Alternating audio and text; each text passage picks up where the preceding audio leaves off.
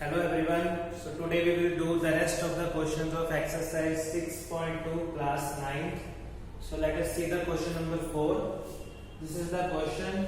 The given part is angle PQR is equal to 110 degree. Angle RST is equal to 130. PQ is given parallel to ST and we have to find angle QRS. That is, we have to find this angle. And in the question it is given in the hint that we have to draw a line parallel to ST through S. So this is one method. We can also draw a line parallel to ST through Q also. By this we can also solve this question. But it is given in the hint that we will draw the line parallel to ST through R like this. Right, students? So we have to write in the construction that draw a line parallel to ST through R. So this is the construction part. Now we have to find this angle. So first of all we will assume this angle be 1. This is 2 and this part is. So we have to find angle 2 here. So let us start the solution part. Now it is given and we have supposed that ST is parallel to PQ and by construction ST is also parallel to, let us say this is MN. ST is parallel to MRN. Clear, students? So as ST is parallel to this line, so this SR will become the transversal, and we know that if lines are parallel, then sum of angles on the same side of transversal is 180. That is co-interior angles. So from here we can write ST is parallel to MN, SR is transversal. So 130 degree plus angle 1 is equal to 180. That is co-interior angles, or we can say allied. So from here angle 1 is equal to 180 minus 130. That is 50. Clear, students? So in similar way we will find angle number 3. Here PQ is parallel to MN and QR will be the transversal. So 110 degree plus angle 3 is equal to 180 co-interior angles. So from here angle 3 will be equal to 180 minus 110, that is 70. So now 1 is known, 3 is known. We have to find angle 2. So here we can see that MRN is a straight line and there are 3 angles which are lying on MN, that is 1, 2 and 3. And we know that angles which are adjacent and lie on a straight line, they form a linear pair. So from here angle 1 plus angle 2 plus angle 3 is equal to 180 degree, that is linear pair. We know the value of angle 1, we know the value of angle 3. So put here angle 1 is 50, angle 2 is unknown, angle 3 is 70.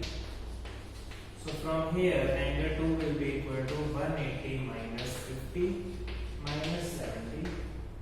That is angle 2 is equal to 60. So this was question number 4. Now we will do question number 5. Let's see question number 5 now. So here it is given that AB is parallel to CD. Angle APQ is equal to 50 degree. Angle PRD is equal to 127 degree. So we have to find the value of X and Y. So let's start the solution part. Here we can see that AB is parallel to CD. It is given in the question. And PQ will form a transversal. So we can see that from here angle APQ equal to angle PQR. How, students? Because they form pair of alternate angles.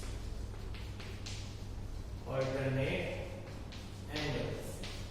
Clear? So from here, what is angle APQ? Angle APQ is 50. And what is PQR? PQR is X. So from here, the value of X is 50 degree. Clear? Now, see in triangle PQR, we have studied about exterior angle property in triangles. What it says? It says that the exterior angle is sum of the interior opposite angles. So what are interior opposite angles?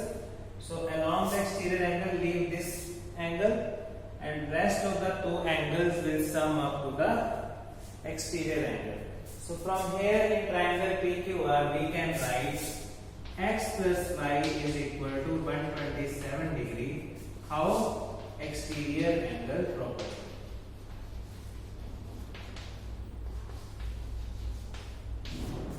Clear? So what is the value of x? X is 50 here. So find the value of y. 127 minus 50. So what will be the value? This will be equal to 70. So the value of x is 50 and value of y is 77 degree. This was question number 5. So now the last question of this exercise, question number 6. But before that, we have to understand a topic about plane mirror. So let us see the topic first. After that, we will start the question.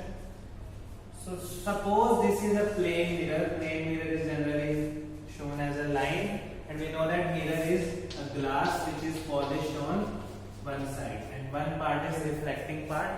So how this is how a plane mirror looks like.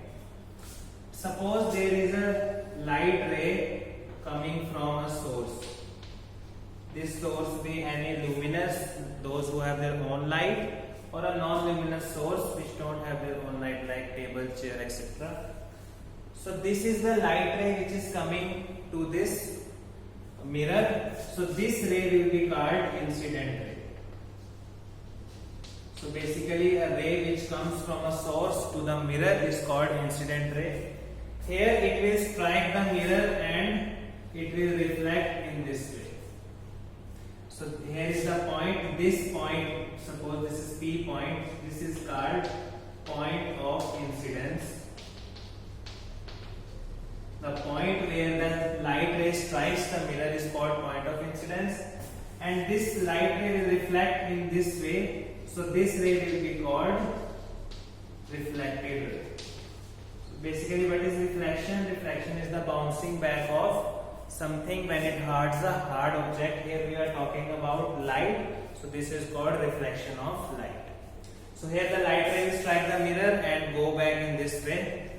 At the point of incidence, we draw a perpendicular imaginary line which is perpendicular to the mirror.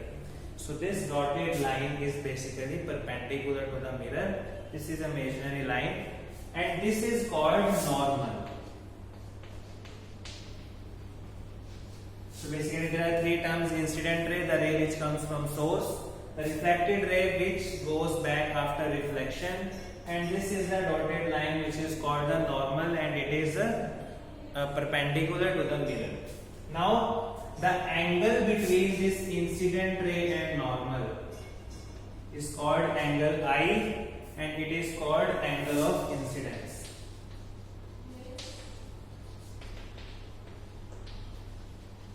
Basically, angle of incidence is the angle between incident ray and the normal, and this is called angle R, small r, and this is called angle of reflection.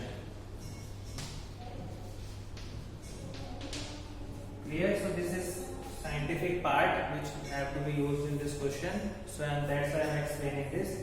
Incident ray, refracted ray, normal which is perpendicular. Angle between incident ray and the normal is angle of incidence, that is small I. Here it is small r, that is angle of reflection. And law of reflection states that there is a law about reflection which states that angle I is equal to angle R in case of plane mirror. So angle of incidence is always equal to angle of reflection. So this is the law of reflection. There are basically two laws of reflection and this is one of them. So I am not going that deep in the laws of reflection. We have to use this part, angle I is equal to angle R. So we will use in this question. So this was something about the plane mirror. Now let's start the question. So basically we have to use angle I is equal to angle. Now there are two plane mirrors which are placed parallel to each other. A light ray AB comes to the mirror, strikes the mirror PQ and bounces back along the BC. It strikes the second mirror at C and goes in the direction of CD. Clear? So we are given PQ parallel RS, so we have to prove AB is parallel to CD. So let's see. Here if we draw a normal, because B and C are point of incidence, so here we will draw a normal and here also. Here. So what we have to do, we will apply the laws of reflection. So let's suppose this is BM and this is CN. So in construction, write, draw BM perpendicular PQ and CN perpendicular RS. So basically these are the normals. Why we draw normal? To find angle of incidence and angle of reflection. So this is angle of incidence here. Let us suppose this is 1, this is 2, this is 3 and this is 4. So according to law of reflection, now we are starting the solution part. Angle 1 will be equal to angle 2, angle 3 will be equal to angle 4. How? By law of reflection. That is angle of incidence is equal to angle of reflection. So 1 will be equal to 2 and 3 will be equal to 4. Now we know that PQ is parallel to RS. So from here angle 2 will be equal to angle 3, angle 1 will be equal to angle 4. How? Because they form alternate angles. Clear, students?